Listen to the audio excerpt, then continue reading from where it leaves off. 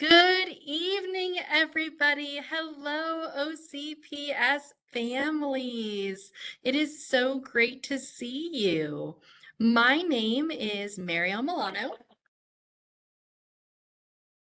I am the Director for Family and Community Engagement with Orange County Public Schools, and I want to welcome you to a special edition of our Parent Academy Virtual Mini Academy. Whether you're tuning in live or catching this video later at your convenience, we are so glad you are here. Tonight's session is one that truly matters. Understanding the IEP, or Individualized Education Plan, a parent's guide to supporting your child's education. If you're a parent navigating the world of special education, then this session is just for you. We're here to break down the IEP process, answer your questions, and give you the tools that you need to advocate for your child with confidence. But before we dive in, let's do a quick check. If you can hear us loud and clear, please put a thumbs up or a good hello in the chat box so we know that you can hear us. Amazing. Hello, Tanisha. Hello, Joy. Hi, Olga. Thank you so much.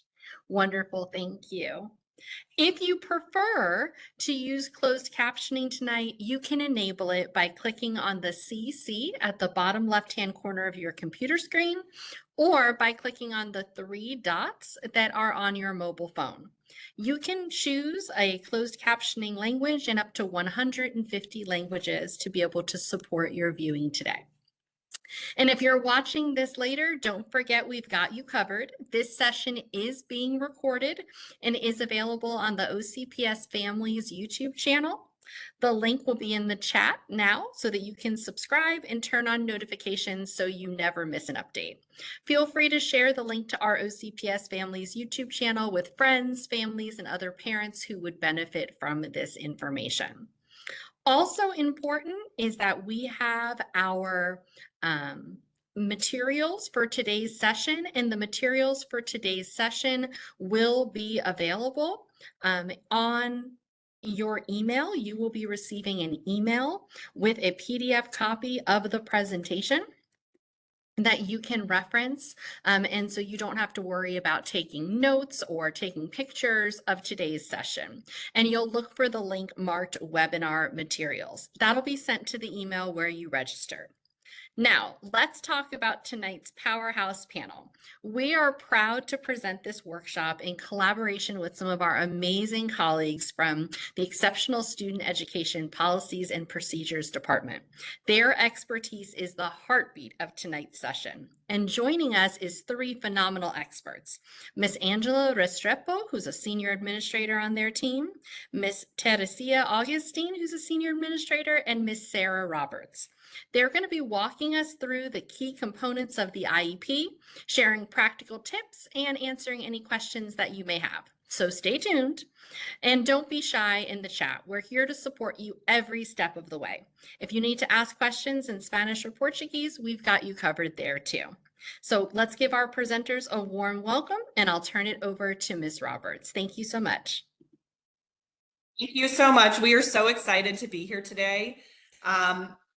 And we are just really, really excited to share information. We do have the chat box that you guys have access to, and we encourage you to enter any questions that you have there. We're going to try to answer them as we go through, depending on the amount of questions.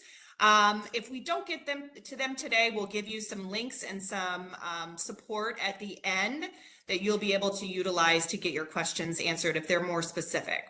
So we're going to go ahead and get started. My name is Sarah Roberts. I'm a senior administrator with ESE Policy and Procedures, and I support about half of the high schools in the county. And I have two of my amazing colleagues with me. I'm going to let them unmute and introduce themselves as well. Angela, would you like to go ahead? Thank you. Good afternoon, everybody. My name is Angela Restrepo, and I am also an ESE Senior Administrator, and I support the other half of the high schools with Sarah. Good afternoon or good evening. My name is Teresia Augustine, and I am another senior administrator, and I cover elementary schools. Awesome. Thank you. So we're going to go ahead and get started.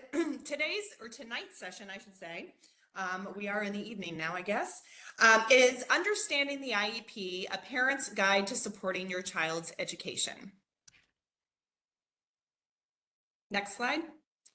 We have a few learning expectations and commitments on the screen in front of you, just so that when we have our time together today, that we can utilize these and we can build some community. Like I said, the chat box is available, and we do have our colleagues are trying to answer questions as well in there, but we'll try to answer out loud as well so that everyone can hear and see the questions.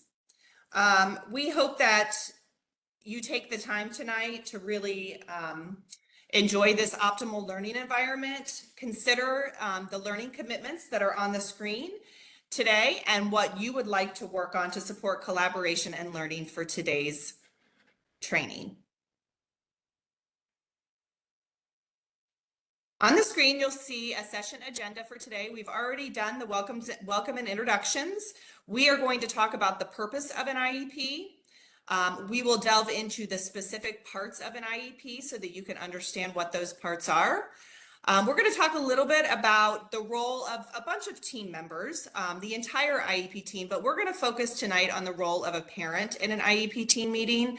And then we're going to talk a little bit about IEP partnership and what you can do as a parent to really help collaborate and be supportive for your student when we're talking about the role of an IEP. Okay, so we're going to go ahead and dive in to what exactly is an IEP. So an IEP, that's our acronym, is an Individualized Education Plan. It's a legal document that is developed to provide individualized goals, services, and accommodations that a child needs to be successful. It's a collaborative process with the IEP team that includes school-based stakeholders, parents, and any individual that supports the child. And of course, this could also be whomever a parent chooses to bring to an IEP meeting as well.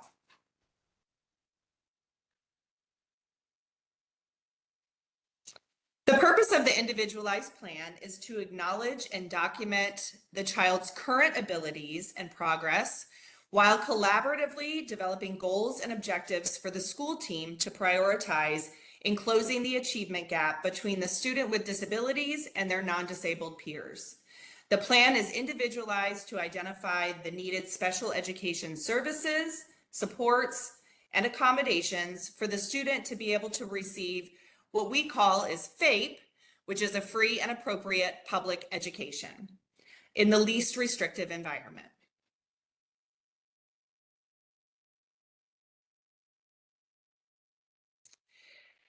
I see what I think is a question in the chat box, so I just want to address it real quick before we move on. Who should I contact at the school if my child's IEP is not being implemented properly? For example, my child for their IEP gets one extra day for work, so maybe that would be an extended time accommodation. In that case, if you have concerns, your first point of contact at the school would be the school-based staffing specialist. So you would want to contact the school staffing specialist and ask for her or he to schedule an IEP team meeting to address your concerns.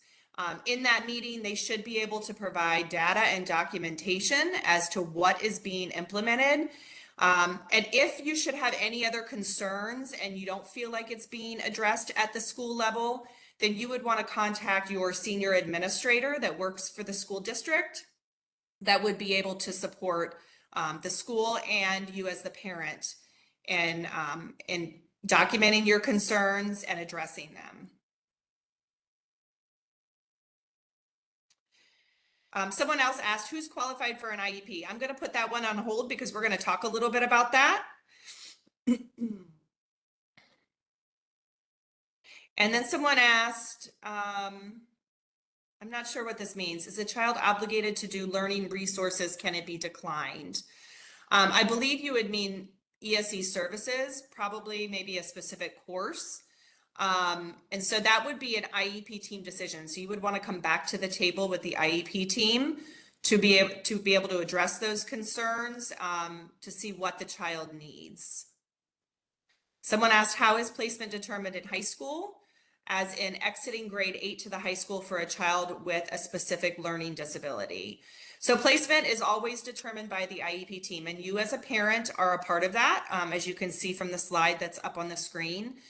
All of our 8th graders that are exiting middle school and going to high school, as well as our 5th graders that are exiting elementary school and going to middle school, always have a transition meeting towards the end of the school year. This is typically held right after spring break through the end of the school year. So anytime from about March until May. And the IEP team comes back together to determine what the student needs when they're moving to the next level. Okay, so up on your screen, you'll see the slide, who creates the IEP. So as a parent, you play an extremely vital role, and you're an equal partner with the school district on the IEP team. Your insight about your child's strengths, interests, and needs are invaluable to creating the plan. After all, you're the one who knows your child best. As students get older and they reach the age of 14, the IEP team will begin to include students in the development of their IEP to determine how to best support that student through transition and prepare them for their post-secondary life. Next, we have our teachers. They're our boots on the ground, our experts. They are an integral part of the team, as they are the professionals that work with students every day. They understand your child's current levels of performance, the general education standards, and how to implement strategies to achieve progress towards the goals. Some students may have specialized therapists that work with them in such areas as speech and language, physical therapy, and occupational therapy, to name a few. These individuals support the team and student in their areas of expertise in the development of the IEP. School psychologists and social workers also work collaboratively with the team during times of evaluation or reevaluation to determine a student's intellectual or academic level and provide guidance on how to implement strategies for the student to be successful in the least restrictive environment.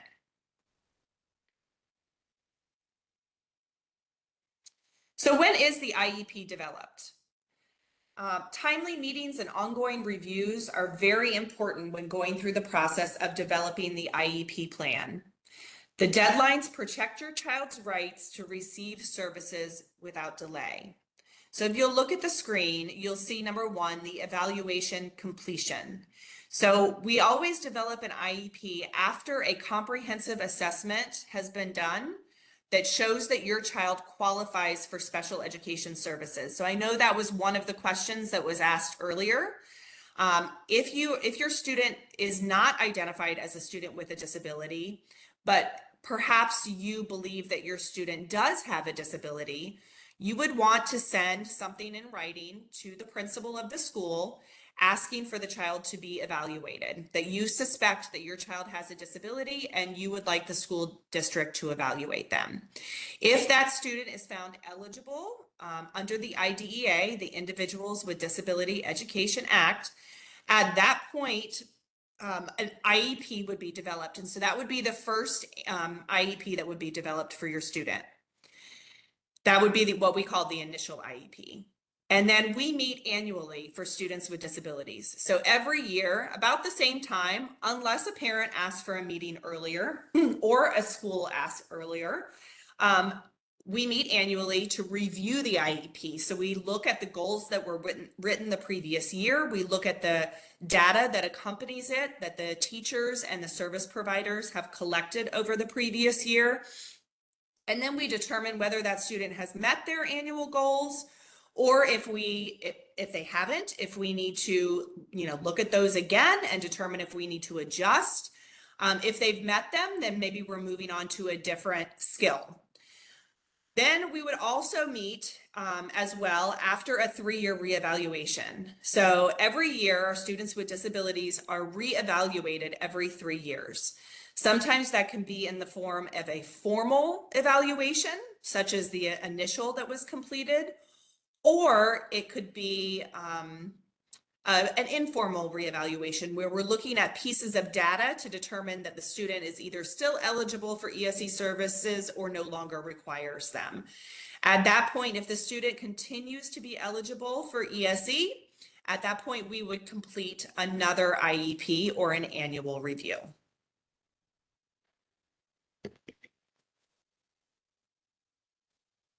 Okay, what is inside of an IEP? This is just a little bit of an overview. These are the main components that make up an IEP. This information will provide a clear and comprehensive plan for your student. Each section builds upon the others to create a complete picture and detailed picture of the student's present levels, goals, services, and how and when they are provided, and the assessments a student will take to monitor their progress. So if you look at the top, number one is the present levels. We're going to get into that. If you go to the next slide, Angela. The present levels of performance, it's really the kind of the meat and potatoes of the IEP. It's the foundation. This section is really important because the present levels of performance describe your child's current abilities, strengths, and needs or challenges, and are a key component of progress reporting. So you'll see that in the present levels of performance, it could include things like academic performance to describe how your child is currently performing in reading, writing, math, and other academic areas. It could explain functional skills if your student struggles with daily living skills, social abilities, or have behavioral patterns that could affect their learning. And it includes an impact statement, which details how the disability affects your child's involvement and progress in the general curriculum. I am going to turn it over to my colleague, Angela. We're trying to answer questions in the chat box, but if we don't get to them, please know that we will get them answered for you. Thank you, Sarah. Okay, so we are going now to talk about setting annual goals. Every time you have an annual review, a revision of the IEP, we talk about the annual goals. So parents should ask questions about goal clarity and relevance to the student's needs. Goals should be challenging, pushing your child to grow while building confidence. The goals must be specific. They need to be clear. They need to include details about the description of what your child will accomplish. What is it that your child is going to learn?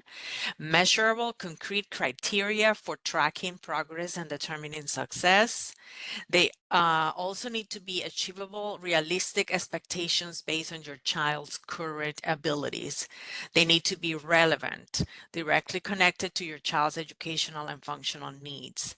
And they need to be time-bound, accomplished within the 1-year IEP period. And remember, we set those goals for a year.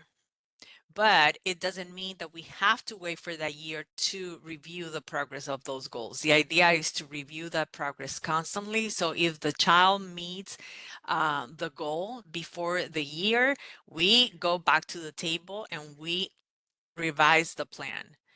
If the goal is not working, if the team or the parent finds that this goal is not appropriate for the student, we need to go back to the table as well and discuss why is it that this goal is not appropriate? What can we do? What do we need to change? Okay. Now, special education and related services. Every single IEP is going to include also the specialized instruction. Those are the services that your child is going to receive. Special education and related services are tailored to your child needs and can change over time. The team regularly reviews what is working and makes adjustments as needed. Same with the goals. Speech and language improves communication skills, articulation, language comprehension, and social communication. Occupational therapy, for example, that is a related service, develops fine motor skills, sensory processing, and daily living skills needed for school success. Physical therapy that is given to improve functional mobility, balance, and coordination to access the school environment. Counseling services is another one that we can add as a related services. Provides emotional support, behavioral strategies, and social skills development. Assistive technology, tools and devices that help your child access curriculum and demonstrate knowledge. Okay. Now we have the inclusion and participation. A student with a disability is educated alongside their non-disabled peers to the maximum extent appropriate, using supports, services, and accommodations outlined in their IEP to ensure they are present, engaged, and achieving within the general educational curriculum and school community. So that is the goal. The goal is always to provide maximum support, always starting in the general education setting. Assessments and accommodations. Accommodations assist your child in demonstrating their actual ability by leveling the playing field without giving unfair advantages. Extended time, for example, is one of the accommodations, and that offers students additional time to complete tests or assignments without pressure, while allows students to demonstrate knowledge. Alternative presentation accommodations can include, for example, items such as large print for students with visual impairments, audio versions, or digital forms that match your students' learning style. Reduce distractions include a smaller testing environment. That's sometimes what you see as a small group for testing or for completing assignments, or items such as noise canceling headphones. Assistive technology can include accommodations such as text-to-speech, highlighters, or other tools your child regularly uses to access the education.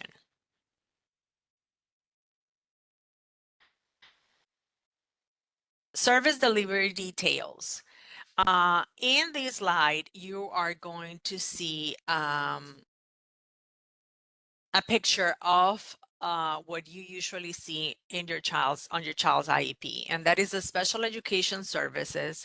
That is going to give you a description, the amount, the frequency, the location, when is the service going to initiate, and when is the service going to end. So this is very important, the frequency, how many times a week, if it is monthly, if it is every other week. The duration, usually it is for the entire duration of the IEP, which is 1 year. The location, where is my child going to receive those services? In the general education setting, in the therapy room, and then who is the provider? You are not going to see the name, because remember, teachers are here today, they might not be here tomorrow, but we are going to see who's going to provide, and it's speech and language therapies and things like that.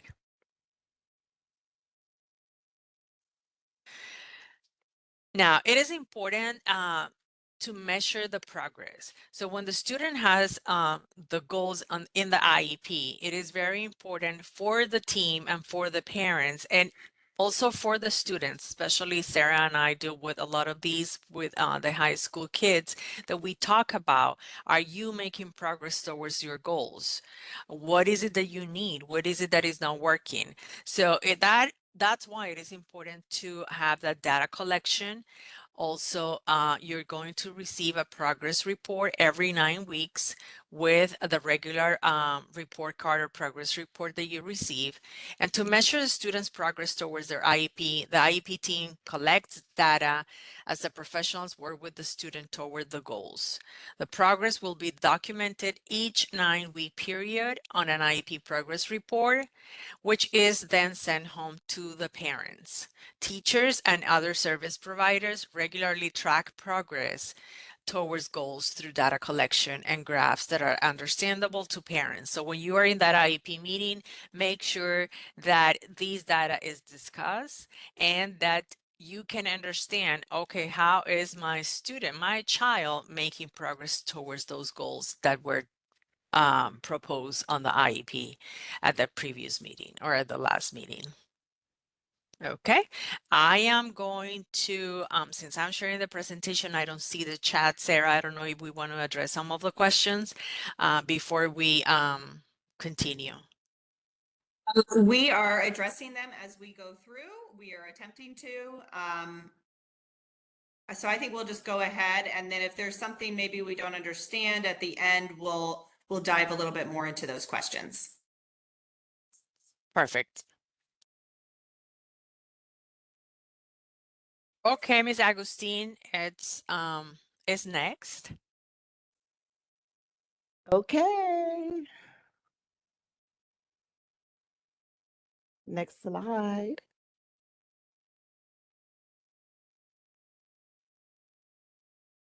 So teachers began incorporating transition planning into a student's IEP at the age of 14. This includes student planning for their post-secondary education, training, and employment. Students learn and develop self-advocacy skills and short and long-term planning goals to identify and progress through their goals for the future. Students will participate in a transition planning assessment annually to assist in post-secondary transition planning. These results will be documented on the IEP to help guide teams in employment and training goals. Next slide, please.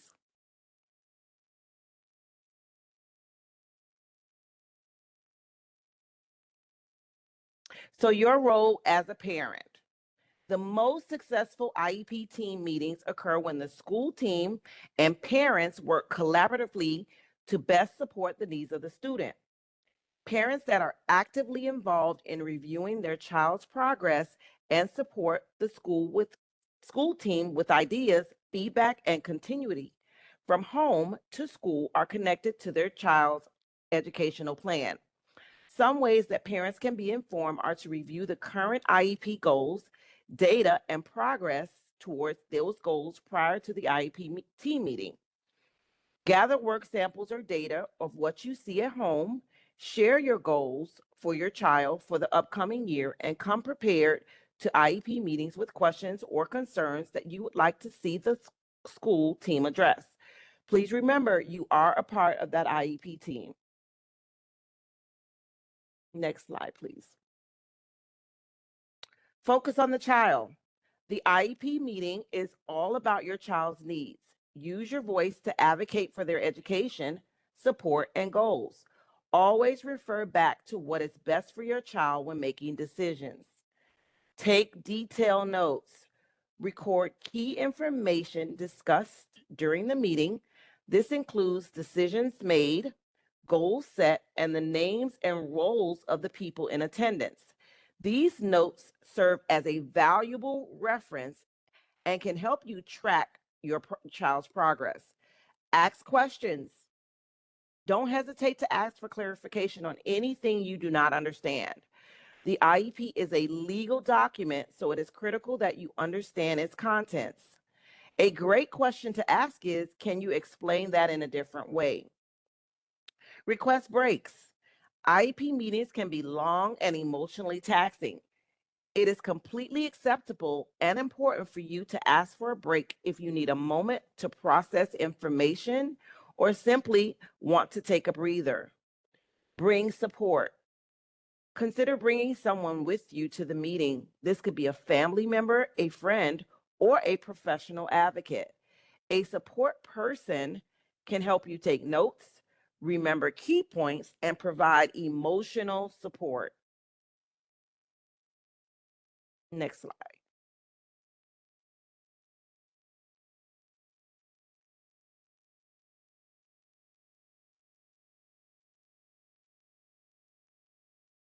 When the team can't agree on goals or services, request mediation or seek an independent educational evaluation for additional perspective, sometimes called IEE.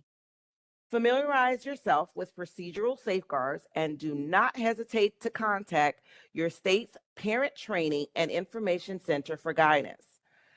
Connect with parents parent support groups, disability organizations, and community resources that can provide additional assistance and advocacy. Next slide, please. The IEP is a partnership. The IEP is not just a school document. It is a collaborative partnership between the school and the family. Your perspective is crucial because you know your child best, their unique strengths, interests, and needs. Building success together. This means this meeting is an opportunity for all of us to work as a team, educators, specialists, and you to create a plan for your child's success. The goal is to ensure your child has the tools and support they need to make meaningful progress and reach their full potential. Please remember that the IEP is a living document. You can go back and change it. You don't have to meet annually to go back and have an IEP meeting. Think of an IEP as a roadmap, not a fixed set of rules. It can be adjusted and updated throughout the year to adapt to your child's changing needs and progress. This ensures the plan remains relevant and effective. There is hope and progress. The IEP process focuses on measurable goals and progress. We will set clear, achievable targets for your child. We'll celebrate their successes and work together to overcome challenges, reinforcing that progress is possible and worth celebrating. The team is cooperative. Every member of the IEP team brings valuable expertise to the table, from teachers and administrators to you as the parent. We are here to listen to each other, share ideas, and make decisions together in a respectful and supportive environment. It is student-centered. What does that mean? Everything we discussed today is about your child.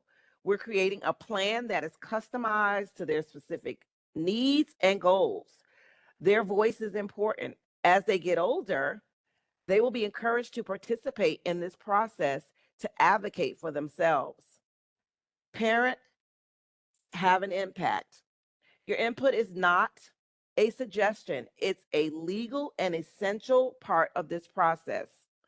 Your signature on this document is a sign of your agreement and partnership, confirming that you are a key decision maker in your child's education.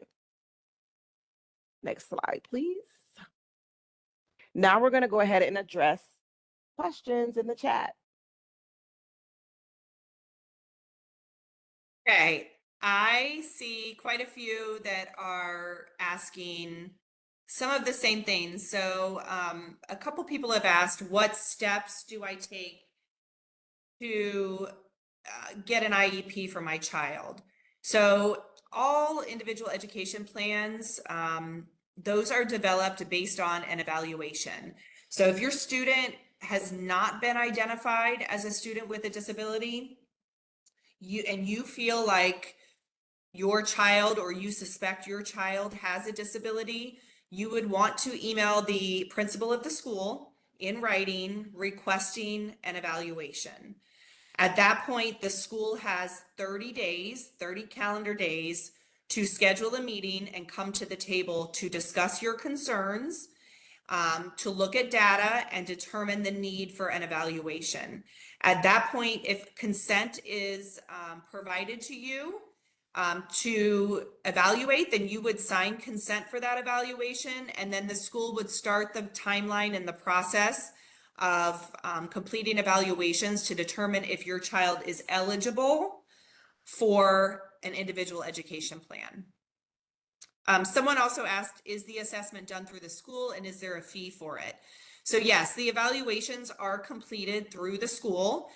Every school has identified school psychologists and social workers that are assigned to their schools, and those individuals, plus other relevant therapists like occupational therapists and physical therapists, would come to that initial meeting to discuss your concerns, to determine what evaluations, if there are any, that would need to be completed. There is not a fee for the evaluations. It is free and done through all of the local public schools. Someone asked about support facilitation and if high schools provide support facilitation in the classroom. The answer is yes. Support facilitation is a continuum, is part of our continuum of services. So yes, support facilitation is provided in high school. Someone asked about, I've seen a few people ask about a 504 plan. So we were not going to address a 504 plan in this training, but I would be happy to just kind of tell you what the difference is, because I think there might be some confusion on that. A Section 504 plan is a plan that is written for a student that has an impairment. And that plan would include accommodations in the classroom. And when we talk about accommodations, it may be things like extended time, frequent breaks, test items read. Those are what we would call accommodations. Sometimes, not all the time, students with 504 plans may have a related service on their plan. So that would include maybe like transportation, a specialized bus. It could also, in some instances, include occupational therapy or physical therapy.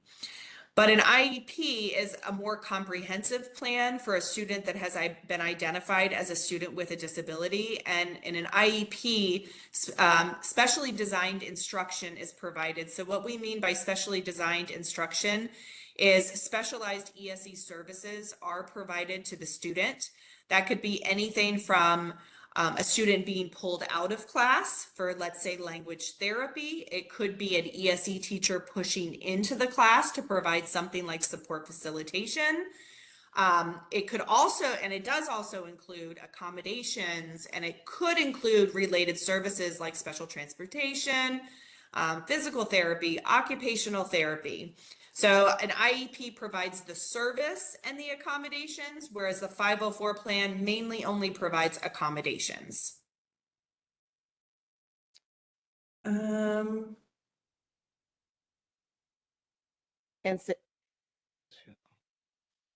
Teresa, there's some in there that are related specifically to elementary school. I am in the chat trying to get as many as I can. They're coming in, but It's I'm going really trying. quick. We're trying. It's going quick. I'm trying. So I am getting to your questions. I am. Okay. Let's see what else I can find. I'm sorry, it keeps moving up on me. Okay, so someone said my child was denied OT skills and she has been on an IEP since approximately 4 years old. She clearly needs OT services and speech. They are not increasing the frequency as she is still nonverbal. The meetings are just a read through, but not very personal, it feels. I would encourage you, if you're not, if you've met with the school and you don't feel like your concerns have been addressed, I would tell you to reach out to the school's senior administrator. We do have, Angela, is that on one of the slides towards the end?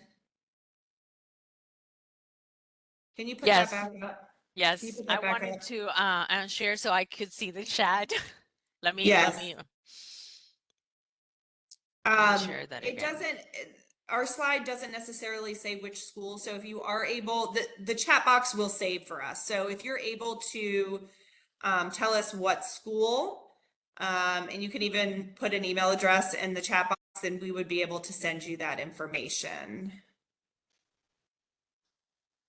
Do you see it now? I see questions. There we go.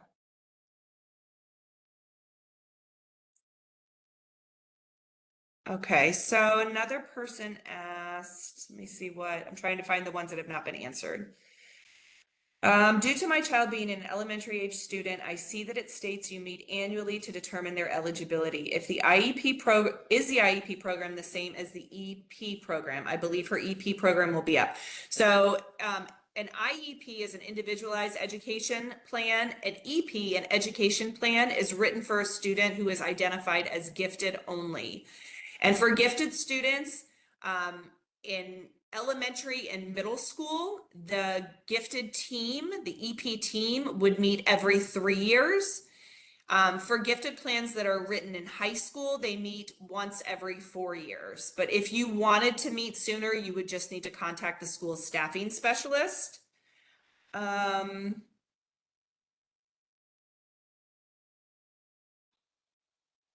And then there was a question in that same question about the school not having funding for a gifted program. I would encourage you to reach out to the school senior administrator on that so that we can have some more conversation, because that's a little bit too detailed for what we can answer on here. Someone asked, who at an elementary school level addresses social emotional goals and service delivery? Honestly, we don't identify only specific people in the IEP, but any ESE teacher could address social emotional goals. If the student has counseling as a related service, that may look like the counselor that is on campus, could be a social worker, could be a school psychologist, a SAFE coordinator, a guidance counselor if they're a certified counselor. Hi, Ms. Roberts. Hi. So this is so helpful having the senior administrator's email addresses up there. I do see a lot of folks asking how they know which senior administrator is theirs. And I can see how that would be a common question. I know. So I'm sure that's a very complicated list. If they're going to reach out to the school to ask that question, is the best person for them to ask the staffing specialist? It is, yes. Okay. So the senior administrators work very closely with the school-based teams, the staffing specialist, and the administrators at the school. So always your first contact at the school is the school staffing specialist, and if you reach out to them, they will be able to tell you who the senior administrator is. Okay, And perfect. if you can't get the staffing, the administrators would know as well. Yes. Okay, perfect. So The family, I principal. know a lot of parents have asked that Yeah. question. So if you're Also- looking for that, please reach out to your staffing specialist. And if you don't know who your staffing specialist is, for some reason, I just saw Jennifer asking that question, right? Please put, need staffing specialist name in the chat, and then one of us can look up the staffing specialist name for you. We want you to be connected, Yeah. parents, but it's really tough if we don't know what school you're from. So we're trying to get to as many as we can in the chat. And ladies, you're doing a fantastic job. There's so many fantastic questions here, which is wonderful. There really are. Yeah, there are Yeah. great questions. We're just going to keep going through because we have plenty of Sure. time left. Absolutely. Okay. So someone asked about recording IEP meetings. So OCPS does not consent to audio or video recording of IEP meetings. However, if you are, you as a parent have a disability or impairment where you may need an accommodation, then you would go through the district's ADA office in order to request that accommodation. And then that all goes through ADA, and then they tell the school what they can do to provide that accommodation to you at the meeting. Someone asked, how do we actually know that the IEP accommodations are being done? That's a great question. So the school is required to keep data and document on the accommodations that they are providing for students. So some schools, and I'm going to be, schools do it differently, and here's why. Our teacher contract says that our teachers have to document how they are providing accommodations, but teachers can document in the way of their choosing. So some teachers use a log to document it. Some make their own Google sheet. Some put the information in Skyward. So if you have specific questions about how your child's teacher is providing the accommodation, you would reach out to the school-based staffing specialist and ask for that documentation, and they will be able to send it to you. Someone asked, the IEP is a legal document, meaning what? What does it protect and what does it not? That's a really good question. So it is a legal document. The school is required to provide the services and the accommodations that are listed on the document, as well as implement the goals that are written for your child.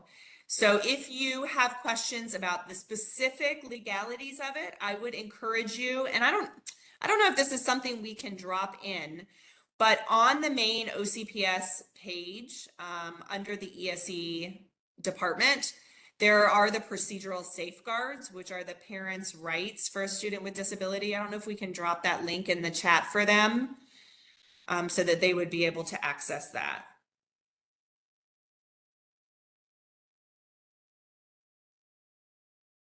Yes, ma'am, I'm on it. Give me a second. Awesome. So we have a parent on here saying that they were met with some pushback about an additional request for an IEP. Definitely find out who your senior administrator is and reach out to them so that they can help, work and collaborate with you on situations like that. Does a 504 also provide accommodations for equitable testing? Yes, it does. Ooh, can you do a presentation on procedural safeguards? That's a whole nother parent academy, but we hear Hey, you, yes. Mary. Yeah, thank We you for can that, add though. We that can to the certainly- list. Yeah, we can talk about that. Someone asked if they can get a copy of this recording. This will be provided, correct? Yes, all parents will get a copy of the recording, and you will also receive a PDF within 24 hours of the presentation, and it will be labeled webinar materials. A copy of this presentation will also be posted without the Q&A portion to the OCPS YouTube channel, and there is also closed captioning available there. Working as fast as I can to get staffing specialist emails. Give me some time. Awesome. Yes, no problem. Thank you. So someone asked what resources are available to IEP students in kindergarten. I'm not exactly sure what you mean. So I'll, students that are in kindergarten, if they have an IEP, they also have services on their IEP. So there's a continuum of services that may be an ESE teacher pushing into the classroom. It may be an ESE teacher pulling a student out of the classroom in a small group to work. But overall, the services are the same throughout K through 12. We don't only provide certain things at certain levels. We provide services through every level.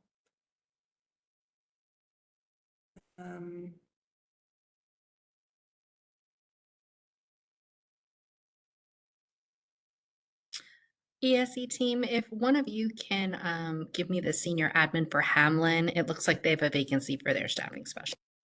Yep, that would be Samantha Herrick. Perfect. Thank you so much.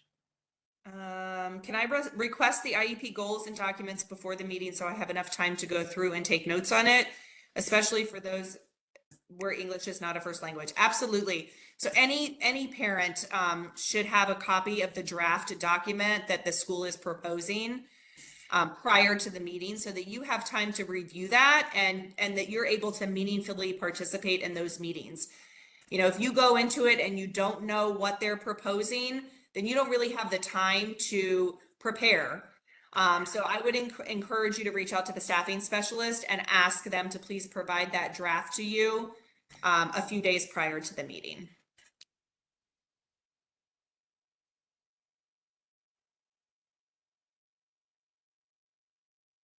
Can a gifted child also have a 504? That's a great question. So if the student is gifted only, yes, the student can have a 504 plan. If the student is gifted and they also have another exceptionality, such as specific learning disabled or other health impaired or language impaired, that would be addressed through the IEP plan. But if they are strictly gifted only, meaning they only have an educational plan or EP, then yes, they can have a 504 plan if they are eligible for that.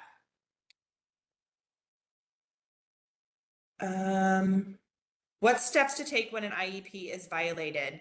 I would always tell you, and I know we've said this multiple times throughout the training, is to contact the senior administrator that supports the school. If you don't know who that is, reach out to the school staffing specialist or principal for that information. How are 9-week progress reports received? My son has been on an IEP since 2nd grade. He's now in 10th, and I don't believe I've ever seen one. Are they posted in Skyward? So if you're referring to grades, your progress report for grades, then that would be, yes, in Skyward. If you're referring to the progress report for the IEP goals, that should be provided to you. Schools are required to complete the progress report every 9-week period and send them home to parents. So if you have not received that, reach out to the staffing specialist and ask for a copy of the progress report. Someone asked, is MTSS the same as an IEP or are they different? So MTSS, for those that don't know, we have a lot of acronyms in our world of ESE. So MTSS stands for multi-tiered systems of support.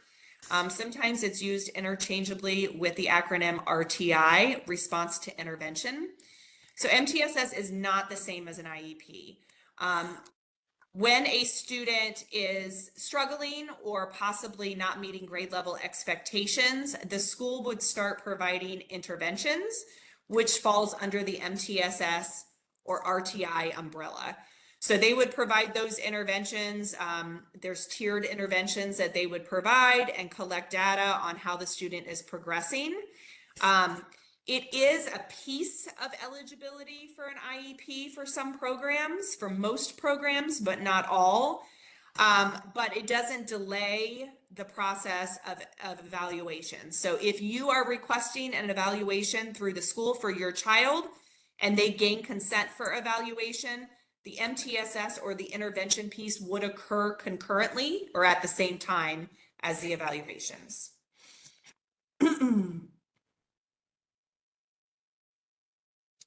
Someone said, my child has a problem with never finishing his work and homework. How can I help him?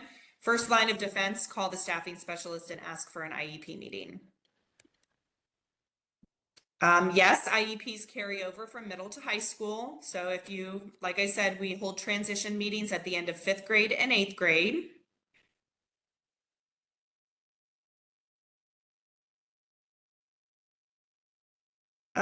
So someone said that they have a child that just started high school. When would they have an IEP meeting at the high school? The IEP meeting occurs annually when they're due. So you would want to look at the IEP from the previous school year and see what month that occurred. And then the high school should be scheduling that meeting a year later in that same month, unless you request one earlier.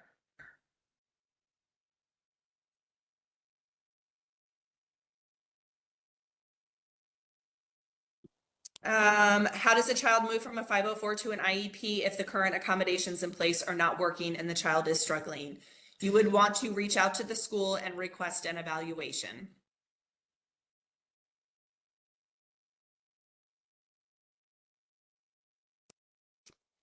There's a question about a student who has been evaluated and an IEP was created. However, I guess since then he's been diagnosed with autism spectrum disorder. Do I need to wait until the annual meeting to address that? The answer is no. The IEP team can meet at any time during the school year. So all you would need to do is contact the staffing specialist and ask to schedule a meeting.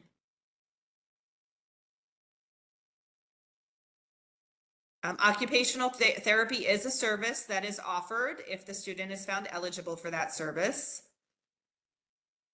Someone asked, can you please go through the process of what happens and who is involved when a 3-year reevaluation occurs? So a reevaluation does occur every 3 years. And I believe we talked about a little bit about it earlier. It could be a formal evaluation or it could be an informal evaluation. So the school will typically propose whether they need to conduct formal evaluations or whether they are proposing just to look at the data that they have as part of that 3-year reevaluation. But once again, if you are requesting a formal evaluation, you would just do that through the school and put that in writing to the school.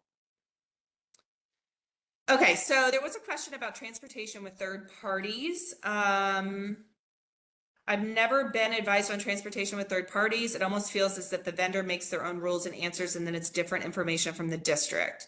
I have to go back and forth with the two. Also this week alone, my daughter has had about 6 different drivers, no notice or communication in regards. CST has been horrible and I'm told we cannot get, okay, so Everdriven was the company that was used last year. We don't have a whole lot of information on transportation because we don't support that department. However, if it's an issue with special transportation with a private party, once again, reach out to the school's senior administrator so that they can support you and the school team and talk with transportation to determine what is happening.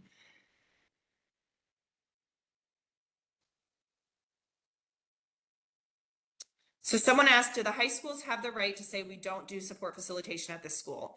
So if the student has support facilitation on their IEP from middle school and they're moving to high school, in order to change that service, the school would have to show that that student no longer has a need for that service through data and documentation. So reach out to the school if you are still concerned and not getting the answer that you want. Reach out to the school's senior administrator. Angela and I are the only two that support high schools. So if you let us know what school it is, we can tell you who to which of us to contact. Teresia, can you help me with this one? My daughter is autistic and had an IEP a year ago, but her ABA therapist said she was not ready for school and she did not go to school. How can I reuse her IEP again when she turns 5 and starts school? So what I would do is I would reach out to the home school for your daughter, and I would reach out to that staffing specialist so that they can set up an annual review for your child. Thank you. Where can I go if I have contacted the IEP contact from my son's high school and still no answer? Reach out to either Angela or I, and we will. Angela, can you put our email addresses in the chat for high school? If you email both of us and let us know what school your child goes to, we can assist.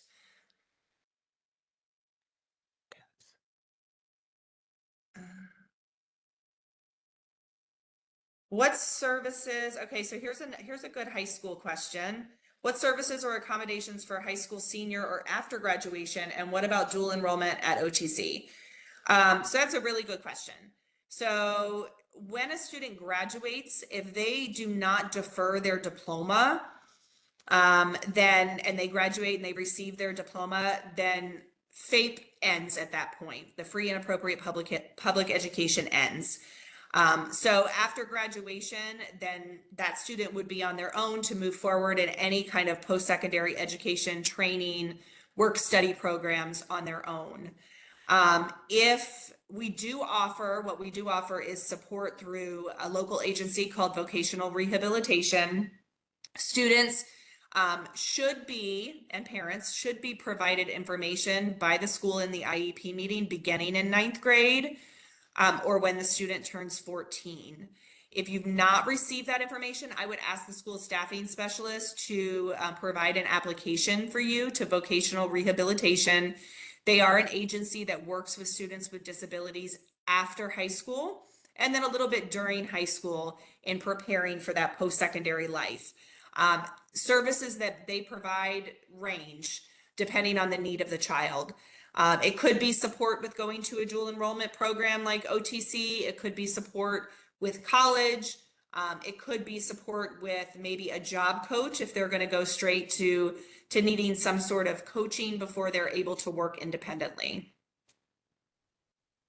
I just want to say I am trying my best to get the names to staffing specialists in the chat. So if you ask for a staffing specialist and their name, I am putting them in the chat. Awesome. Thank you. Learning strategies is only available for students that have an IEP. It is an ESE course code.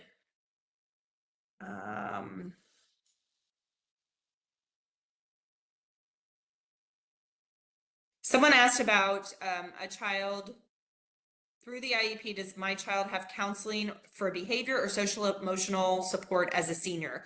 If the IEP team has determined that the child needs counseling as a related service or any kind of social emotional support, yes, that would continue.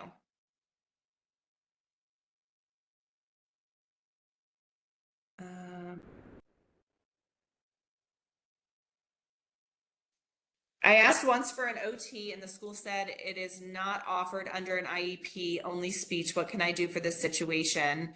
OT is considered a related service under the IEP and can be offered. So I would reach out to your school staffing specialist or senior administrator.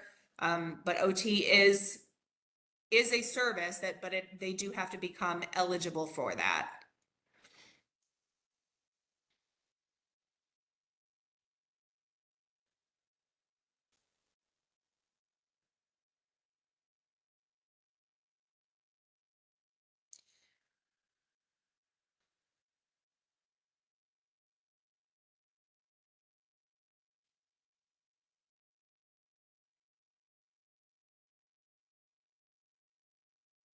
Someone asked, after high school, what will happen to students with an IEP? Will they still carry that IEP? No, the IEP is only a K-12 document. However, if your student is going to attend any kind of post-secondary education, such as a tech program or a community college or a state college, four-year university, every one of those campuses has an office with disabilities. And you would just take that plan and any relevant information, any evaluations that have been completed over the years to that office, and they will assist with providing students an accommodations plan in post-secondary education. And IEP is only K-12.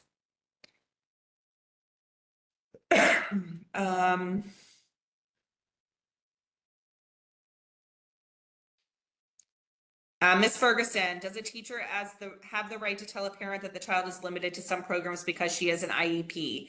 I wouldn't even know how to answer that right now because I need a little bit more information to answer that question. So please, let's find out who your senior administrator is so that we can get you some information on that.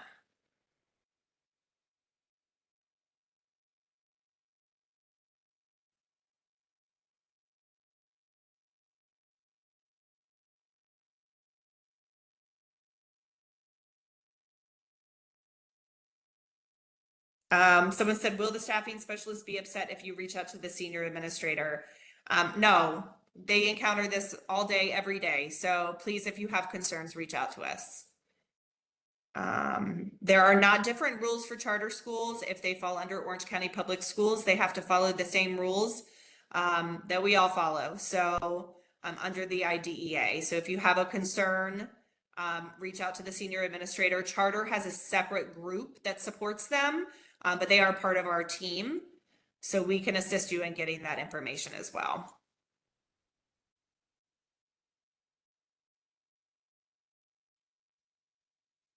Someone asked about a reevaluation. If you have to wait for the 3 years, you do not. So if you have a concern, I see that Ms. Joy, you have a concern with your son. Yes, you would definitely go ahead and reach out to the school staffing specialist in writing and request an IEP meeting and put in that request that you have concerns and that you would like him to be evaluated more frequently.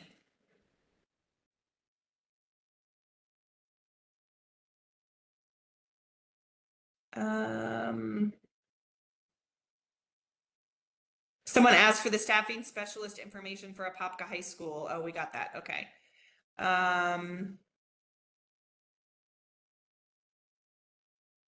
Nalia, Winter Park High School. I'll put that in the chat for you, who the staffing specialist is.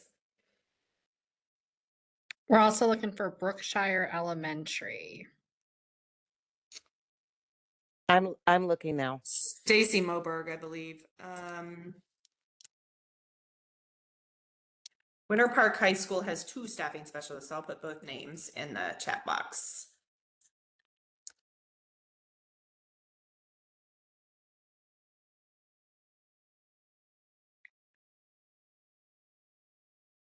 Can a child with an IEP be held back a grade? The answer is yes. That's not an IEP team decision, but yes, a student can be.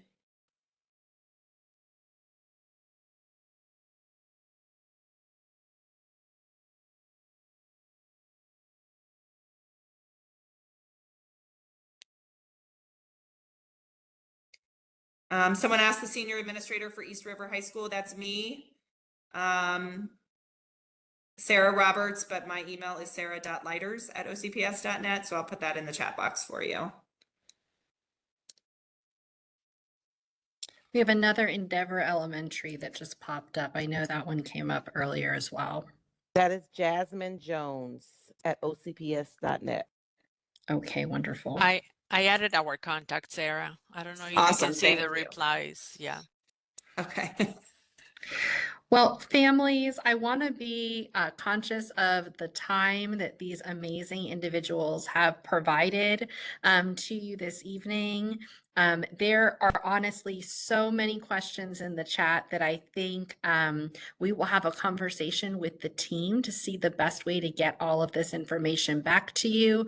We will definitely go through, and if there are some overall questions that have come up, we can create just like a really quick frequently asked questions document and send it back out to all of you so that you're able to get some of those basic questions and answers provided.